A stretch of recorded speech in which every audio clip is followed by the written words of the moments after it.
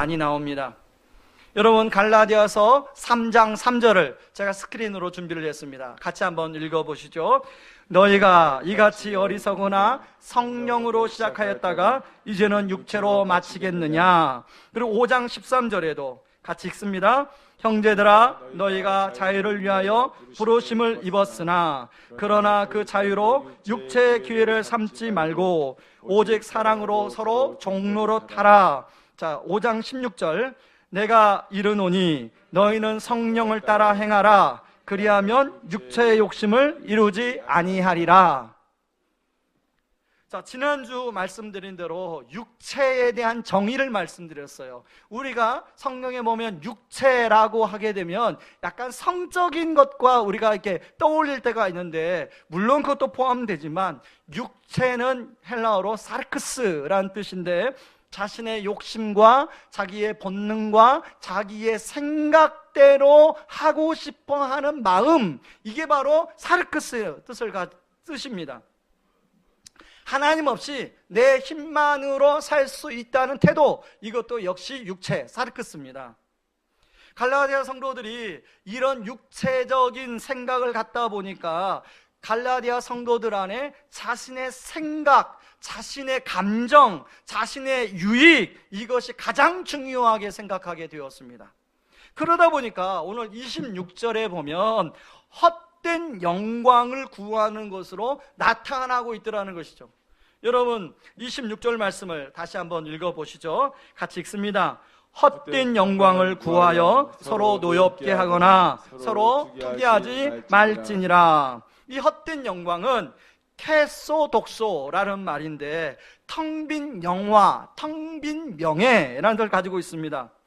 좀 더 구체적으로 이틀 찾아보면 자신의 가치를 스스로에게 혹은 또 다른 사람에게 입증하려고 애쓰고 다른 사람과 비교해서 우월감을 가지는 행위, 이게 바로 여기 말하는 캐소독소, 헛된 영광의 뜻입니다. 다시 한번 제가 설명할게요. 자, 다른 사람, 자기 스스로나 다른 사람 앞에서 자신이 얼마나 우월하다는 것을 입증하고 다른 사람과 비교해서 우월감을 가지는 행위, 이게 캐소독소라는 거예요. 자, 이런 헛된 영광을 갖게 되면 우리가 어떤 다른 사람에게 대할 때 어떤 마음이냐면, 나는 저 사람보다 훨씬 우월해 라고 하는 생각을 가지고 뭔가를 자랑하고 뭔가를 이야기하게 됩니다. 그런 우월감을 가지고 뭔가를 자랑하고 뭔가를 이야기하게 되면 그것을 받아들이는 입장에서 두 가지 반응이 나와요. 하나는 듣는 사람 입장에서 기분 나빠요. 그래서 오늘 본문에 보니까 노엽게 하거나, 그죠? 자, 그런 얘기를 들으면 노여움이 생기죠. 뭐야? 이런 마음이 생겨요. 그리고 또 하나는 어떤 마음이 생기냐면 투기하는 마음이 생겨요. 투기라는 건 질투 또는 시기하는 마음이 생기죠. 자, 열등감을 어떤 사람한테 느끼면 열등감을 느끼는 걸로 끝나는 것이 아니라 그 나보다 조금 뭔가 나아 보이는 사람을 향하여 시기심이 생깁니다. 이런 비교하는 마음, 이런 시기하는 마음이 교회 어디 다른 게 아니라 지금 갈라디아 교회 공동체 안에 지금 일어나고 있다는 거예요. 자, 근데 그 근거가 어디서 나왔어요? 육체의 이 사르크스에서 나오고 있더라는 것이죠.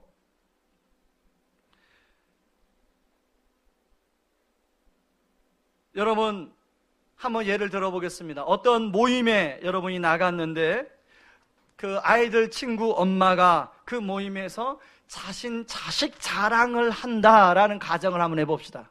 여러분 아마 그런 경험 있으셨을 거예요. 들었을 거예요. 그때 여러분들의 마음은 어떠했습니까?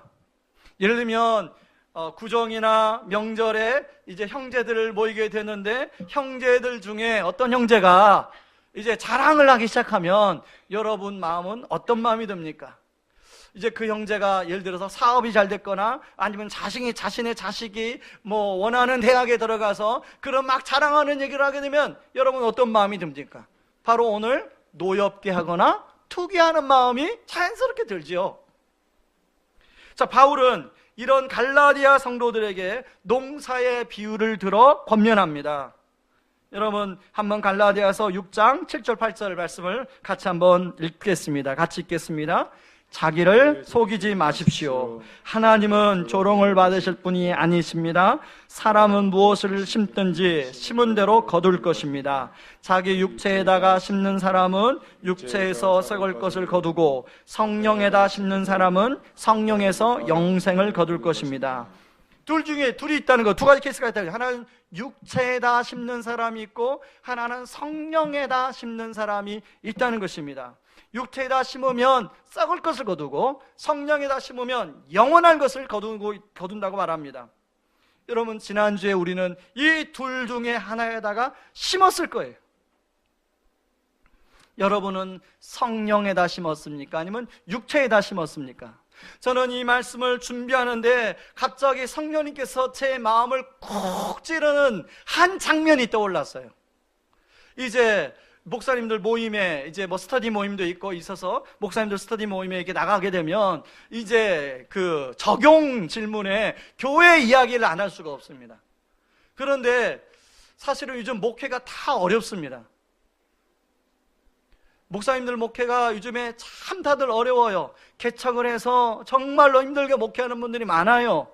그런 분들 앞에서 우리 교회 이야기를 자연스럽게 하는 것 자체가 그분들 마음속에 불편함을 가질 수 있겠구나라는 것이 그때는 몰랐는데 오늘 이 말씀을 준비하는데 막 성령께서 제 폐부를 찔러 오기 시작하는 거예요. 얼마나 괴로웠는지 모릅니다. 그분이 그 이야기할 때 참 마음이 힘들었겠구나, 불편했겠구나. 그리고 나는 그 얘기를 하면서 혹시 내 안에는 그런 우월감 같은 게 느껴지진 않나? 생각해보면 실제로 없는 거 없다고 말한 것 같은데 생각했는데 있더라고요, 제 안에.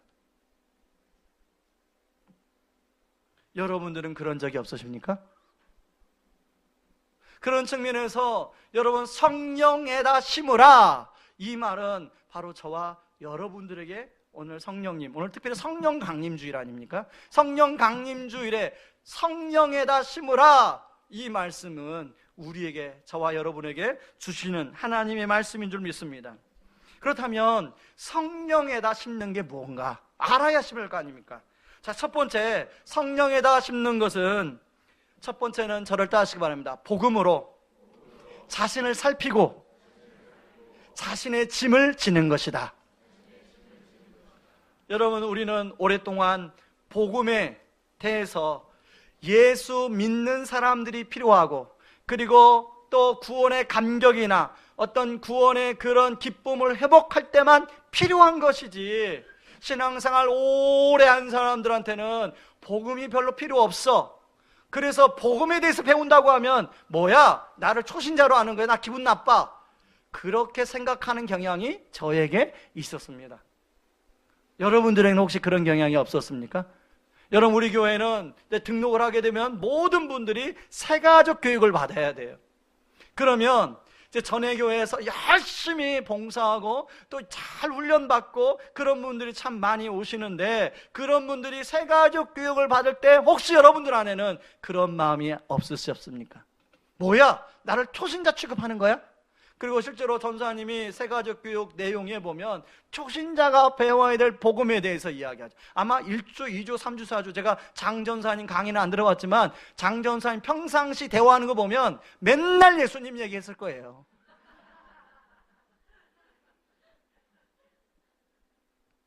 그러다 보니까 예수님의 십자가가, 예수님을 처음 믿을 때는 십자가가 엄청나게 크게 내 마음속에 자리 잡는데, 예수님을 믿으면 믿을수록 시간이 가고 세월이 가면 갈수록 십자가가 점점 작아져서 구원의 감격이, 이제 다음 주에 성찬식 같은 거 하려면 막 구원의 감격을 저 깊은 우물에서 막 퍼올려야 구원의 감격이 있을까 말까 하는 경우가 제 안에도 많았습니다. 제가 목사임에도 불구하고. 죄는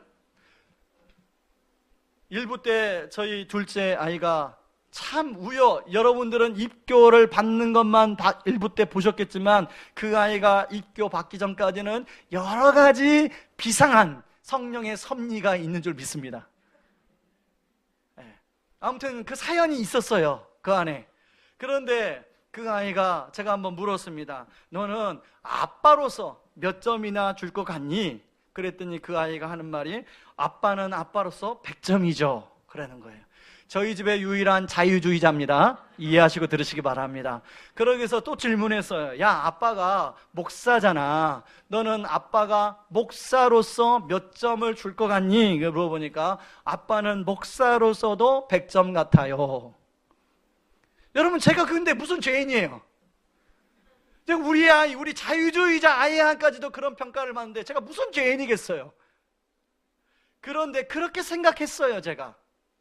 저는 별로 죄는 뭐뭐 해라, 뭐뭐 하지 말라, 그것만 싹 피해가면 별로 나는 죄인이 아니라고 생각했어요. 그러니까 죄가 성경에선 죄인이라고 하니까 그래, 죄인이지 라고 머릿속으로 느꼈지만, 이 내가 죄인이다 라는 것이 가슴속까지, 내 폐부와 심장까지 내려오지 않았습니다. 그런데요, 복음 중심적인 삶 다락방 교제를 통해서, 혹은 제 개인적으로 복음을 재발견하면서 그 복음의 빛으로 제 마음속 깊은 곳을 비추기 시작했어요. 자, 여러분 아마 여기 오늘 예배드리는 분도 많을 거예요. 오늘 예배드리는 분들, 특별히 이렇게 신앙생활하는 분들은요, 자유주의자보다는 도덕주의자 경향이 많기 때문에, 그렇죠? 여러분 지금 자유주의였으면 골프 치러 가지 이렇게 예배 안 드립니다. 도덕주의 경향이 많기 때문에 예수 믿는 사람들이 그런 경향이 많이 있어요. 그러다 보니까 여러분들도 저처럼 죄가 머릿속으로는 죄인이라고 알지만 심장과 폐부로까지 죄인이라는 사실을 별로 인식을 못했을 거예요. 그런데 여러분, 지난 9주 동안에 복음 중심적 삶 다락방 교제를 가지고 다락방에 나가신 분들, 성실하게 나가신 분들은 매주 복음의 빛으로 여러분의 심장과 폐부 속에 있는 죄가를 비추는 경험을 했을 거예요.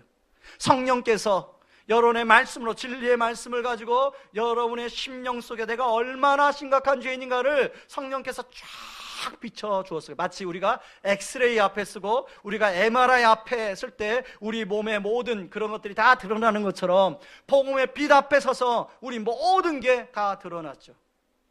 그 결과 어떻습니까?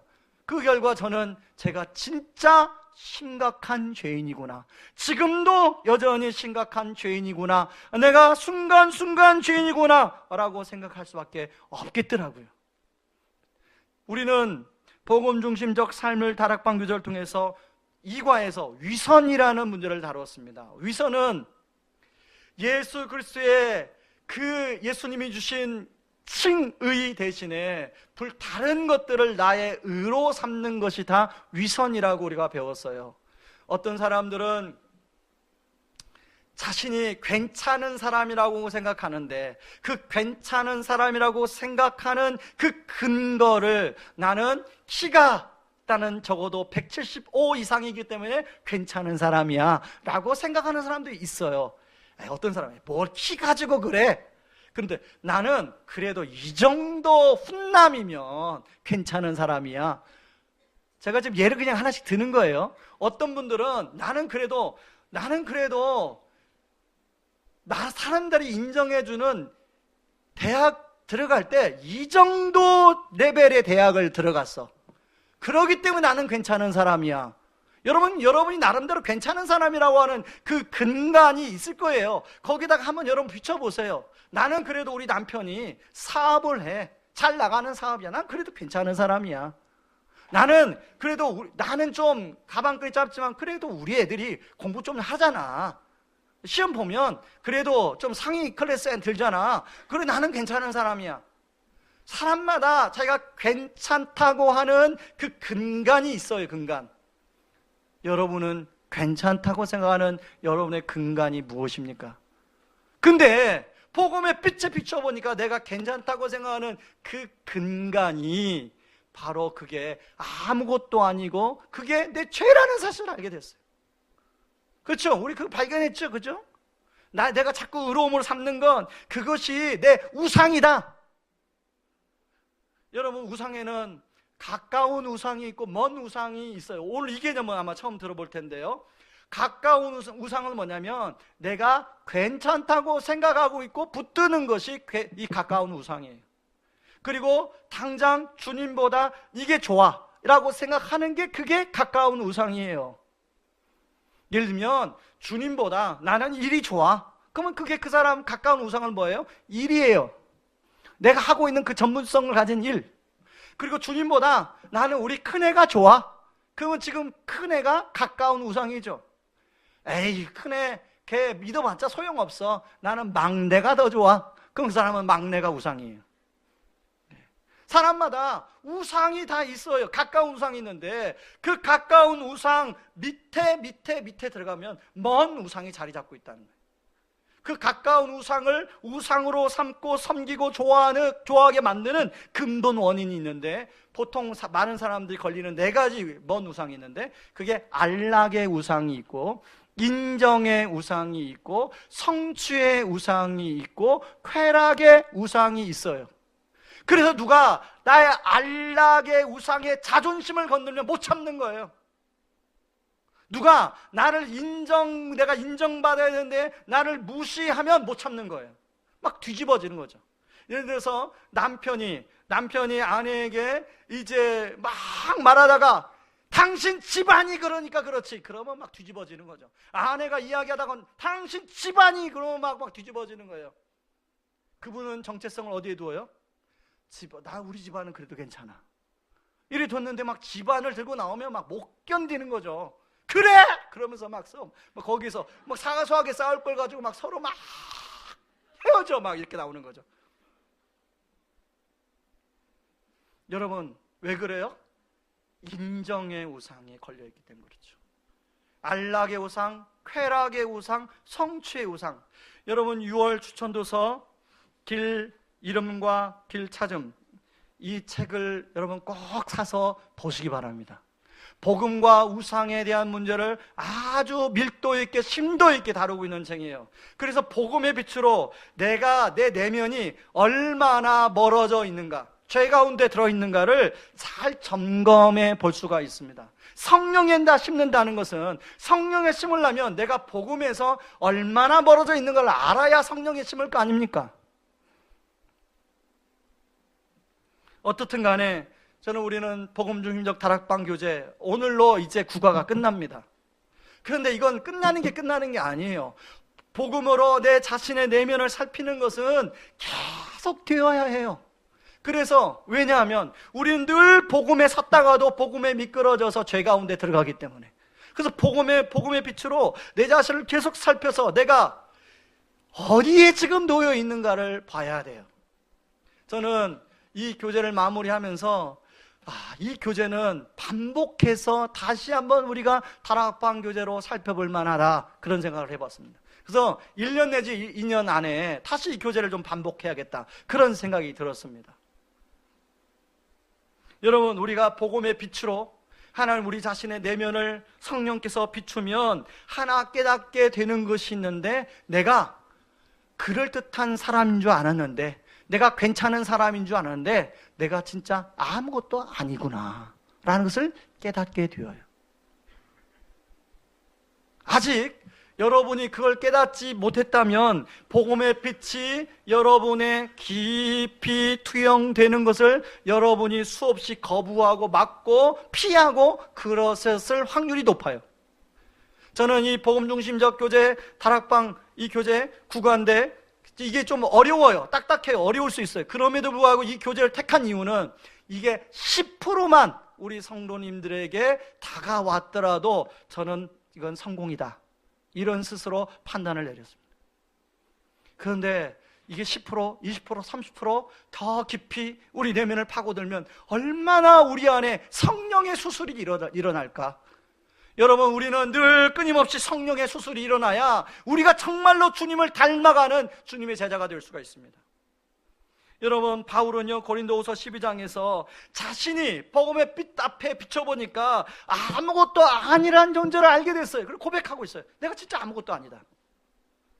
그리고요, 오늘 본문의 3절에서 똑같이 고민합니다. 말하고 고백합니다. 6장 3절을 같이 한번 읽어봅니다. 읽습니다. 아무것도 아닌 사람이 무엇이나 된 것처럼 행동한다면 그것은 자기를 속이는 일입니다. 자, 아무것도 아닌 사람이 무엇이나 된 것처럼 행동한다면, 여러분 우리가 그럴 수 있죠. 복음의 빛 앞에 비춰보니까 내가 아무것도 아니에요. 그런데 이제까지 보니까 내가 뭔가 막 그럴듯하게 막 목사라고 막 이렇게 양복 입혀놓으니까 굉장히 막 그럴듯하게 행동했다면 이건 자기 기만인 거죠. 자기를 속이는 거예요. 남들은 다 아는데 자기만 모르는 거예요, 그걸. 어떤 분들은 이렇게 말하면 기분 나쁠 수가 있죠. 그러나 정말 복음의 빛 앞에 자신의 모습을 피하지 않고 직면해보면 정말 우리가 그동안에 괜찮다고 생각했던 것들이 얼마나 의미가 없는 것인지, 내가 얼마나 괜찮지 않은 사람인지를 드러나고 알게 돼 있어요. 여러분은 스스로 여러분 되게 하는 것, 지금 어디에다 여러분 정체성을 두고 있습니까? 그것이 직장입니까? 연봉입니까? 학벌입니까? 집안 배경입니까? 여러분의 성실성입니까? 여러분의 성품입니까? 여러분의 자녀들입니까? 여러분의 집의 크기입니까? 여러분의 재산입니까? 과거의 경력입니까? 교회로서는 교회의 직분, 그래서 세상에서 그런 것들이 이제 채워지지 않다고 생각하는 분들은 교회 직분에 목숨을 거는 분들이 많아요. 교회 직분, 봉사, 종교적 열심, 은사, 이런 것들에다 자기 정체성을 둘 수가 있습니다. 그런데 그것은 복음에 비추면 아무것도 아니에요. 그래서 우리가 하나님 앞에서 내가 진짜 아무것도 아닌 존재구나. 여러분, 아무것도 아닌 내 존재를 알게 되면 한 가지 남는 게 있는데, 그게 바로 예수 그리스도의 십자가와 은혜밖에는 남지 않습니다. 그래서요, 바울은 고린도전서 15장 10절에서 다음과 같이 고백하는 거예요. 여러분 15장 10절을 같이 한번 읽어보시죠. 같이 읽습니다. 그러나 내가 나된 것은 하나님의 은혜로 된 것이니 내게 주신 그의 은혜가 헛되지 아니하여 내가 모든 사도보다 더 많이 수고하였으나 내가 한 것이 아니요 오직 나와 함께 하신 하나님의 은혜로라. 여러분, 바울이 붙들려고 하는 게 얼마나 많은 사람입니까? 붙들 수 있다면 많은데, 바울은 다른 것이 다 복음의 빛을 비춰보니까 아무것도 아니에요. 오직 남는 것은 자기를 구원한 십자가의 은혜 외에는 남지 않는 거죠. 저는 이 말씀의 의미를 새롭게 깨닫고 나서 이 말씀을 프린트해서 제 목양실에 잘 보이는 곳에 붙여놨어요. 이제 내일 모레 위임을 제가 받는데, 위임을 받는 입장에서 이 말씀을 깊이 다시 한번 곰곰하게 묵상해 봅니다. 두 가지 생각이 있죠. 내가 6년 반 동안 열심히 했기 때문에 내가 위임 받아도 돼 라는 생각과, 그리고 하나는 내가 진짜 아무것도 아니구나. 주님의 은혜가 아니었다면 나는 구원받을 수 없고, 주님의 은혜가 아니었다면 나는 목사로서의 노릇도 할 수 없고, 주님이 아니었다면 내가 유임을 받을 수도 없는 존재구나. 나는 진짜 아무것도 아니구나. 여러분, 정말 하나님의 은혜를 알게 되면 자신에게 주어진 짐을 피하지 않습니다. 대신 하나님 앞에서 어떻게 하면 그 짐을 잘 질 것인가 고민합니다. 그리고 그 짐을 잘 지고 갈 수 있도록 성령께 지혜를 구하고 은혜를 구하게 됩니다. 그래서 마태복음 16장 24절에서 이렇게 말씀하지요. 같이 한번 우리 읽어볼까요? 같이 읽습니다. 예수께서 제자들에게 이르시되 누구든지 나를 따라오려거든 자기를 부인하고 자기 십자가를 지고 나를 따를 것이니라. 여러분, 우리는 자기 십자가를 부인하고 자기를 지고 따라가요. 자기를 부인해야 되는데, 이 자기가 뭡니까? 바로 이 사르크스, 육체가 아닙니까? 여러분, 누구에게나 져야 될 짐이 있어요. 저에게도 여러 가지 짐을 져야 될, 마땅히 져야 될 짐들이 있는데, 그 중에 제가 생각해보니 가장 첫 번째 짐 생각나는 게 바로 의왕우리교회 담임 목사로 세워진, 하나님께서 세워진 이 짐을 제가 잘 지는 것이 중요하다는 생각이 들더라고요. 여러분, 제가 이 짐을 이제 어느 분이 그런 말을 하더라고요. 위임 목사가 되면 어깨에 막 힘이 들어가고 이제 막 내가 위임 목사다 하고 목에 힘이 들어가고 그런 분이 계시대요. 그것은 어떻게 짐을 지고 하는 겁니까? 그것은 성령에다 심는 게 아니라 어디다 심는 거예요? 육체에다 심는 거죠. 여러분, 제가 성령에다가 위임을 받아도 끊임없이 성령에다가 내가 심고 그 짐을 잘 지고 갈 수 있도록 여러분이 기도해 주시기 바랍니다. 여러분도 져야 될 짐이 있죠. 여러분이 각자가 져야 될 짐, 여러분이 아마 떠오를 거예요. 그 짐을 내가 육체에다 심을 것이냐, 성령에다 심을 것이냐, 여러분이 어디다 심어서 썩어질 것을 구할 것이냐, 영원할 것을 구할 것이냐. 저는 의왕우리교회 모든 성도님들이 성령에다 심음으로 말미암아 썩을 것이 아니라 영원할 것을 구하는 은혜가 있기를 주의 이름으로 축원합니다. 그런가 하면 두 번째, 성령에다 심는다는 것은 서로 짐을 진다는 것입니다. 여러분, 앞에 살펴본 것처럼 우리의 본성인 육체는 자기 중심성을 가지고 있습니다. 그러다 보니 본성은 개인주의적이기를 원합니다. 이 내버려두면 그냥 개인, 내가 원하는 거, 내가 좋아하는 걸 하게 돼 있어요. 그러나 오늘 본문에 보면 서로 함께라는 단어가 여러 번 나옵니다. 26절에도 두 번이 나오고 또 2절에도 한 번이 나오고 5절에는 함께라는 단어가 나오죠. 그래서 제대로 된 신앙생활은 1대1 관계만 머무르는 것이 아니라 관계지향적이고 공동체적이라는 것을 알 수가 있습니다. 여러분, 공동체 안에서 서로 영향을 주고 받고 하면서 함께 자라가고 성장하고 성숙해 가는 것입니다. 그래서 칼빈 선생님, 이제 종교개혁 500주년인데요 칼빈 선생님은 이렇게까지 얘기했습니다. 어떤 성도가 교회 공동체에 소속되지 않는다면 그 사람의 구원을 의심해 봐야 한다. 여러분, 진짜 구원 받았는지 안 받았는지, 구원이 없다 그렇게 말하는 게 아니라 공동체에 속하는 것을 그렇게 강조하면서 이야기했다는 거예요. 그렇게 중요하다는 겁니다. 여러분, 사실 교회 공동체 안에서 함께 부딪히며 함께 성장하고 성숙해지는 과정을 겪죠. 가끔 저희 집 아이들이 자신의 친구들 중에 외동 친구들의 이야기를 합니다. 아빠, 내 친구 중에 누가 있는데요, 걔는 외동이에요. 걔는 아빠가 아빠한테 엄마한테 해달라는 거 하면 다 해줘요. 학원 보내달라면 학원 보내주고요, 과외 시켜달라면 과외 시켜주고요, 뭐 사달라고 하면 뭐 사줘요. 그러면서 저도 알아요, 답을. 아빠가 그렇게 못해준다는 거. 여러분, 저는 새 아이를 키우고 있습니다. 한참 이제 가장 많이 여러 가지가 많이 들어가는 그 나이대에 있어요. 그러다 보니까 아이들이 원하는 걸 다 해줄 수가 없어요. 한 애한테 해주면 한 애가 희생해야 돼요. 저는요, 그게 나쁜 것만이 아니라고 생각합니다. 아이들이, 새 형제들이 함께 살아가면서 내가 형 때문에 내가 희생하는구나, 그걸 통해서 공동체 정신을 저는 배운다고 생각해요. 여러분, 여기에 다둥이 아마 부모님들 계시죠? 아마 저랑 비슷한 마음일 거예요. 외동은 그냥 외동에다 막 다 쏟아 부을 수 있어요. 근데 다둥이들은 그럴 수 없어요. 이제 얘가 지금 이런 상황인데 이런 상황에다가 쏟아 부으면 얘한테 쏟아 부을 게 없어요. 그렇지 않습니까? 아마 여러분들은 다 경험하게 될 거예요. 그런데 그게 나쁜 게 아니라 그게 좋다는 거예요. 그래서 그 애들이 그 속에서 공동체 정신을 형제 관계 속에서 배워가는 거예요. 희생한다는 게 뭔가를 배워가는 거예요. 내 희생으로 다른 사람이 유익을 얻는 것이 무엇인가를 배워가는 거예요. 그러면 그 다음에 자기가 또 희생할 수 있는 거죠. 여러분, 여기 보면 교회도 마찬가지라고 생각합니다.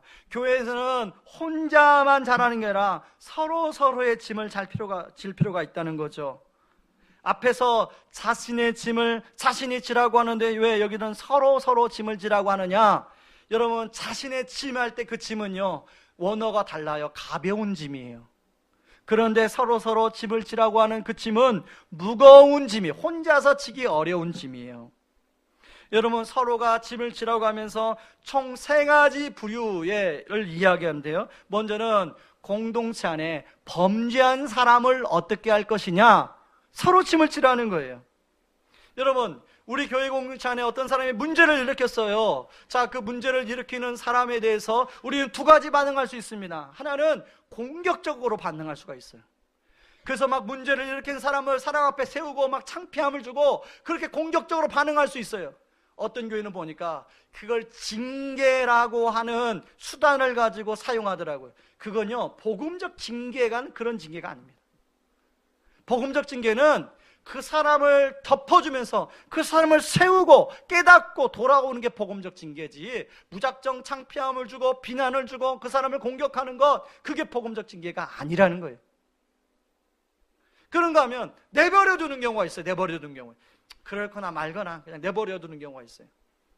그런데 오늘 성경은 그렇게 이야기하지 아니하고 오히려 온유한 심정으로 그들을 바로 잡을 수 있도록 도와줘야 한다고 이야기하고 있습니다. 오늘 다락방에 들어가시는 분들은 마지막 갈등 문제를 다루고 있어요. 갈등의 문제를 복음적으로 어떻게 다룰 것이냐. 근데 2가지 반응이 나와요. 하나는 공격적인 반응과 물러남의 반응이 나오죠. 그건 2 반응 다 복음적 반응이 아니라는 거예요. 갈등 관계일 때 어떤 사람은 막 공격적으로 갈등을 푸는 사람이 있고, 어떤 사람은 물러나서 야, 그 얘기 나중에 나 싫어 해서 하고 뒤로 숨는 사람이 있죠. 여러분, 이 2가지 반응 중에 어떤 반응인지를 오늘 다락방에 가서 한번 살펴보시기 바랍니다. 그런 이 2가지 반응은 복음 중심적이 아니라는 거예요. 복음 중심적인 것은 정말로 예수님이 나에게 어떻게 해주셨나, 내가 죄를 지었을 때 예수님은 나를 어떻게 해주셨나를 묵상하고 예수님이 주신 나에게 베푸는 은혜를 붙들고 그 상대방과 갈등을 풀어가는 것, 이게 복음 중심적인 반응이라는 거죠. 여러분, 2번째는 말씀을 가르치는 자와 서로 짐을 지라고 말씀하고 있습니다. 여러분, 여기서 저는 이 부분에서 균형이 필요하다고 생각합니다. 이걸 수학적인 용어로 말하면 필요 충분 조건으로 말할 수가 있겠죠. 말씀을 가르치는 목사 입장에서는 성도들에게 가급적이면 불필요한 짐을 들이지 않도록 노력해야 된다고 생각합니다. 성도들 입장에서는 목사가 불필요한 짐을 져서 성도들과 하여금 말씀을 가르치는데 어려움을 겪지 않도록 배려해야 한다고 생각합니다. 서로 목사는 성도를 배려하고 성도들은 목사를 배려하는 필요 충분 조건, 서로 균형 잡힌 게 되어야 교회가 정말로 서로 행복하고 건강합니다. 여러분, 이것은 똑같이 제가 아까 결혼이라고, 유임을 결혼이라고 말을 하지 않았습니까? 그런 것처럼 가정에서도 마찬가지예요. 남편이 아내를 위하고 아내가 남편을 위할 때 그 남편과 아내가 행복한 거죠. 아닙니까? 저는 앞으로 저와 우리 성도님들이 서로 위하는 관계, 서로 세워주는 관계가 되기를 주님의 이름으로 축원합니다. 그런가 하면요, 모든 이들에게 10절에 나온 것처럼 할 수 있는 능력이 된다면 기회가 있는 대로 많은 사람들에게 착한 일을 하라고 이야기하고 있습니다. 10절을 같이 한번 읽습니다. 그러므로 우리는 기회 있는 대로 모든 이에게 착한 일을 하되 더욱 믿음의 가정들에게 할지니라. 참 감사한 것은 많은 성도님들이 저한테 문의해요. 목사님, 우리 교회에 어느 성도님을 제가 돕고 싶은데 목사님 어떻게 도왔으면 좋겠습니까? 제 이름이 드러나지 않으면 좋겠습니다. 좀 목사님 이거 좀 잘 좀 도울 수 있도록 도와주세요. 그래서요, 저희가 이제 장로님들하고 고민하면서 목적 헌금 제도를 열어놨어요. 그런 분이 있으면 교회에다가 어느 성도님을 향한 구제 헌금 해서 그렇게 헌금을 하시면, 그리고 이제 그 내용을 잘 모르잖아요. 그리고 이제 그런 분들이 저한테 연락이 와요. 메일로, 목사님 제가 이런 의미로 어느 성도님에게 이번에 제가 이렇게 돕고 싶어서 헌금을 했습니다. 목사님 재정부에게 얘기해서 좀 전달해 주십시오. 근데 뭐가 어려우냐면요, 그 돕기로 하신 성도님을 설득하는 게 어려워요. 안 받는다는 거예요. 여러분, 돕는 것도 지혜롭게 도와야 되잖아요. 근데 참 감사한 것은 지금까지 그것이 잘 이루어지고 있다는 거예요. 지금 얼마 전에도 어느 성도님이 저한테 그렇게 부탁을 해서 제가 그분을 잘 설득해서 그걸 그분의 의도대로 잘 전달을 해드렸습니다. 그리고 그 받은 분은 또 나중에 하나님의 은혜를 공급해 주시면 또 어느 누구에게 잘 그렇게 전달하면 되는 거 아니겠습니까?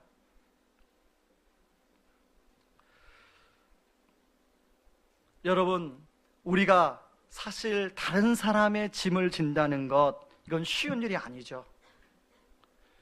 때로는 그것이 너무나 무겁게 느껴질 때가 있습니다. 그래서 그걸 그만두고 싶을 때가 있어요. 그래서요, 오늘 갈라디아서 6장 9절에 바울은 이걸 알고 뭐라고 이야기합니까? 갈라디아서 6장 9절, 여러분 가지고 있는 성경을 가지고 한번 읽어보겠습니다. 같이 한번 읽어봅니다. 우리가 선을 행하되 낙심하지 말지니 포기하지 아니하면 때가 이름에 거두리라.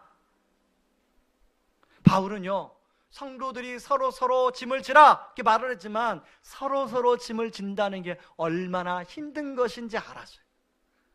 그래서 이 말을 하는 거죠. 선을 행하다 보면 낙심할 때가 있다는 거예요. 포기하고 싶을 때가 있다는 거예요. 그만두고 싶을 때가 있다는 거예요. 그렇지만 뭐예요? 포기하지 아니하면 때가 이름에 거두리라. 저 역시 갈라디아서 6장 9절의 말씀을 정말 많이 묵상한 말씀 중에 하나입니다. 지금이야 제 밑에 이복 동생이 있다는 걸 너무 자랑스럽게 이야기하지만 그걸 자랑스럽게 이야기하지 못할 때까지는 너무너무 힘든 시간들이 있었습니다. 지금은 그 동생이 완전히 다른 사람이 되어버렸어요. 그 교회 순장 사역도 하고 있고요. 그 교회 최근에는 아버지 학교를 한다고 저한테 기도 부탁을 했어요. 제가 알았던 옛날 동생과 지금의 동생은 완전 180도 다른 동생이에요. 이제는 말할 수 있다. 그런데요, 저는 하나님 앞에 그런 기도 많이 했어요. 하나님, 저를 왜 이런 집안에 태어나게 해주셔서 저로 하여금 이 짐을 지게 하십니까? 저에게서 이 동생에 대한 짐을 좀 거두어 주십시오. 이런 기도 정말 많이 했어요.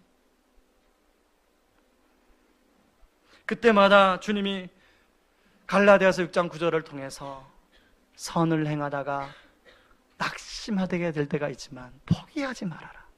그러나 그렇게 되면 반드시 거둘 때가 있다. 말씀으로 주님이 저를 참 많이 위로해 주셨어요. 그래서 지금도 저와 비슷한 경험을 하신 분들을 만나면 그분들이 겪는 마음고생이 무엇인가가 그냥 마음에 그냥 와 닿아요. 그냥 귀로 들리는 게 아니라 제 그냥 마음속에 와 닿아요. 여러분, 형제들 가운데도 형제들에 대한 짐 때문에 어려운 분들도 있겠지만 사춘기 자녀들 가운데 정말 힘들게 사춘기를 보내는 우리 부모님들도 계십니다. 정말 힘들어요. 때로는요, 내 자식이지만 포기하고 싶을 때가 그럴 때가 든대요. 얘기 들어보니까 너무 힘들게 하면 막 저는 또 걔가 그런데요. 그럼 나 호적에서 막 약 올린대. 또 진짜 호적에서 파버리고 싶대. 마음이 든대요. 혹시 여기에 우리 청년들 있으면 부모님께 너무 힘들게 하지 마세요. 혹시 이 가운데 그런 과정을 지나가시는 분이 계시다면 갈라디아서 6장 9절의 말씀이 주님의 위로의 음성으로 들리시기 바랍니다. 여러분, 그런 거 하다 보면 사역이나 봉사를 하다 보면 포기하고 싶을 때가 있어요. 여러분, 사역은 다른 사람의 짐을 지는 것입니다. 저 역시 군대 다녀와서 군성교를 할 때도 그런 마음 많이 들었고, 또 첫 사역제에 가서 이제 담임 목사님 그만두시고 부목사님들 2분 그만두시고 파트 사역자 3명에서 350명 정도 되는 교회를 이끌어야 되는 일이 있었는데 너무너무 힘들었어요. 포기하고 싶어요. 그만두고 싶어요. 근데 주님이 그만둘 수 없다고 말씀하십니다. 여러분, 왜 힘들어요? 모든 봉사나 사역은 대가 지불을 요구하기 때문에 그렇습니다. 여러분, 교회는 공동체예요. 그래서 서로가 져야 될 짐이 있어요. 제가 일 하나 들어볼까요? 우리가 이제 예배 끝나면 식사를 하게 됩니다. 식사를 하게 되면 누군가는 식사한 여러분 자리를 다 바닥까지 다 청소하는 분들이 계세요. 자, 여러분들은 안 하죠? 근데 누군가가 해요. 그럼 누군가 그분이 안 하면 어떻게 될까요? 당장 내일 아침에 학교에서 피드백이 와요. 영양사님이 찾아오고, 영양사님 무섭습니다. 네. 찾아오고 막 피드백을 해요. 그러면 우리가 식당 못 쓸 수도 있어요. 누군가는 그 짐을, 여러분이 떨어뜨린 밥풀 이런 짐을 누군가는 져서 깨끗하게 청소하는 분이 계세요. 그런가 하면 화장실 청소, 누군가가 짐을 져서 화장실을 깨끗하게 청소하는 분이 계세요. 그런가 하면 여러분, 우리는 그렇게 서로 다 지금 서로 짐을 지고 있는 거예요. 이제 우리 교회에 총 29개의 부서가 있습니다. 근데 사람은요, 봉사하는 분의 입장에서 자기가 섬기는 부서만 보이게 돼 있어요. 다른 부서가 잘 안 보여요. 근데 29개 부서 중에 한 부서만 뻥끗나도 당장 펑크가 나. 우리 예배 드릴 수 없어요. 예를 들어서 저기 뒤에 계시는 음향을 담당하시는 분들 한번 보세요. 저분들은 360일 지금 52주 음향을 담당하고, 저분들이 같이 뻥클 낸다. 그러면 우리 예배에 차질이 생기는 거예요. 누군가가 지금 짐을 지고 있는 거예요. 여기 우리 반주하시는, 또 주차 봉사하시는 누군가가 또 지금 이 시간에 여러분들 내려오면 밥 주려고 막 밥을 푸고 있을 거예요. 그가 누군가가 짐을 지고 있는 거야. 그러니까 우리가 서로 짐을 져야 돼. 서로 그렇게 짐을 져야 의왕 우리 교회가 한 교회 공동체로 건강하게 세워져 가게 되는 줄 믿습니다. 여러분, 저는 찬송가 458장을 좋아합니다. 여러분, 가사를 한번 보여주세요. 1절에 보면 너의 마음에 슬픔이 가득할 때 주가 위로해 주시리라. 아침 해같이 빛나는 마음으로 너 십자가 지고 가라. 2절에 보면 때를 따라서 주시는 은혜로서 가란 심령의 힘을 얻고 주가 언약한 말씀을 기억하고 너 십자가 지고 가라. 3절에 보면 내가 맡은 일 성실히 행할 때에 주님 앞에서 상 받으리. 주가 베푸신 은혜에 감사하며 너 십자가 지고 가라. 후렴은요, 후렴 같이 한번 읽어볼까요? 참 기쁜 마음을 십자가 지고 가라. 내가 기쁘게 십자가 지고 가면 슬픈 마음이 위로받네. 여러분, 저는 이 찬양을 부를 때마다, 이 찬양을 참 많이 부를 때가, 저는 제 동생을 생각하면서 이 찬양 많이 불렀습니다. 주님, 저 더 이상 십자가 지고 싶지 않아요. 더 너무 힘들어요. 주님이 좀 거두실 수 없나요? 그럴 때 주님이 저한테 말씀하시는 거예요. 애야, 십자가에서 내가 너의 짐을 내가 졌지 않니?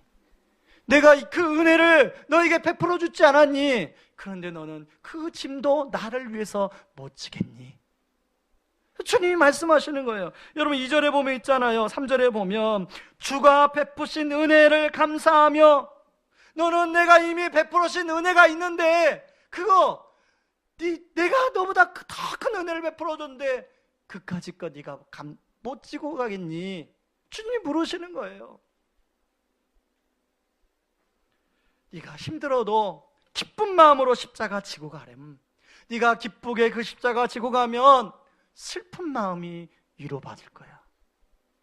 저는요, 슬픈 마음이 위로받네, 이 가사를 찬양할 때마다 주님, 제 동생이 위로받게 하여 주옵소서. 하나님, 저는 제 동생을 책임질 수 없습니다. 주님이 좀 도와주세요. 주님이 좀 도와주세요. 그런 기도를 눈물 흘리면서 참 많이 불렀어요. 길거리 다니다가도 부르고 수없이 찬송을 불렀어요. 여러분, 오늘 여러분 가운데 나름대로 무거운 짐이 있을 거예요. 저는 그런 분들에게 이 찬양이 여러분이 그 짐을 기쁘게 지고 가면 이미 주님이 베풀어 주신 그 은혜를 붙들고, 그리고 2절에 보면 순간순간마다 내 가난 심령에 공급해 주시는 은혜를 붙들고 그 짐을 지고 갈 때 슬픈 마음이 위로받는 역사가 있기를 주님의 이름으로 축원합니다. 우리 시간에 같이 찬양하며 나가기로 하는데요, 찬송가 458장입니다. 너의 마음에 슬픔이 가득할 때 주가 위로해 주시리라. 함께 찬양하며 나아갑니다. 너의 마음에 슬픔이 가득할 때 주가 위로해 주시리라. 아침에 같이 빛나는 마음으로 너 십자가 지고 가라. 참 기쁜 마음으로 십자가 지고 가라.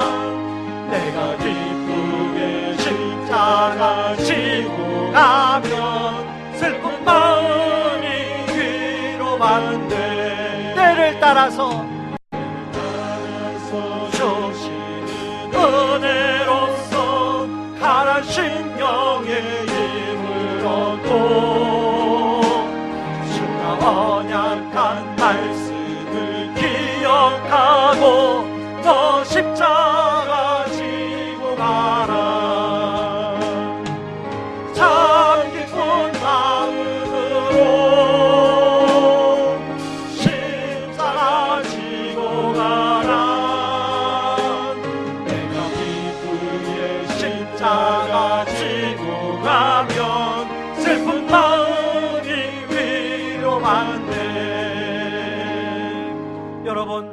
여러분이 져야 될 짐이 있죠. 여러분이 져야 될 십자가 있죠. 때로는요, 그 짐, 십자가 피하고 싶을 때가 있어요. 그런데 제가 목회하면서 보니까 그 짐, 그 십자가 피한다고 되는 게 아니더라고요. 어차피 인생의 고난의 무게는 똑같아요. 내가 이 십자가를 지나, 이거 피해서 다른 데 가서 그 십자가 지나 동일하더라고요. 여러분, 주님이 지금 나에게 맡겨주신 그 십자가, 그게 시어머니일 수도 있어요. 그것이 또 때로는 부모님에 대한 무거운 짐일 수도 있어요. 때로는 철없는 자식에 대한 짐일 수 있어요. 여러분의 어떤 짐일 수 있어요.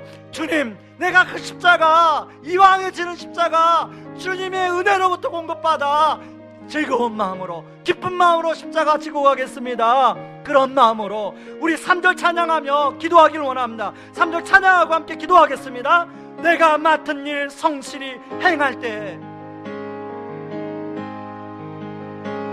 내가 맡은 일 성실히 행할 때 주님 앞에서 상 받으리.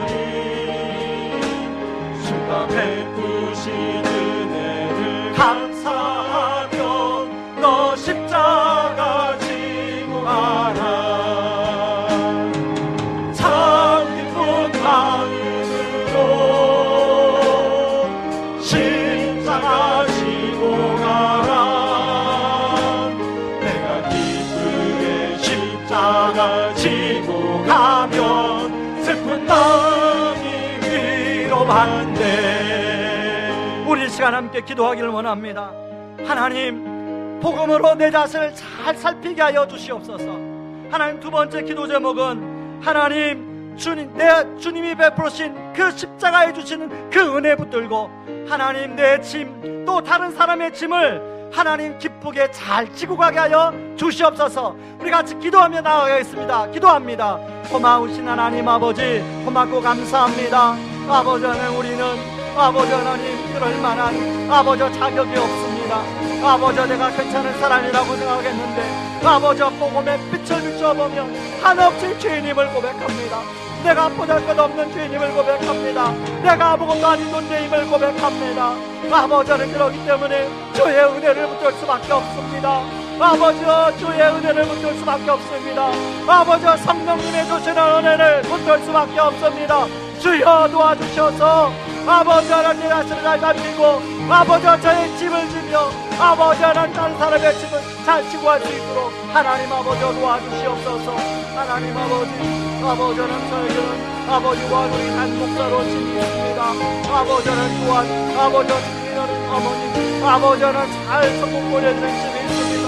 아버지 새 아이 아버지 하나님 말씀 안에서 잘 키우는 아버지는 아버지는 힘이 있습니다. 아버지 집 때론 버겁습니다. 그러나 주님 피하지 아니하고 아버지 직면하며 아버지 복음 중심적으로 주님 은혜 붙들고 십자가 지고 하기를 원합니다. 하나님 아버지 도와주시옵소서.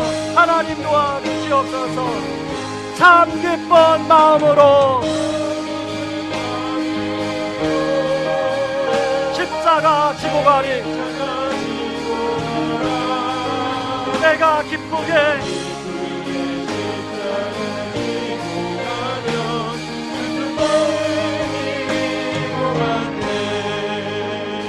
하나님 아버지, 우리는 괜찮은 것 같은데 하나님 복음의 빛에 비춰보면 우리가 얼마나 아무것도 아닌 존재인가를 발견하게 되고, 하나님 내가 죄인인데 구원해 주신 그 구원의 은혜가 얼마나 큰지를 하나님 깨닫게 됩니다.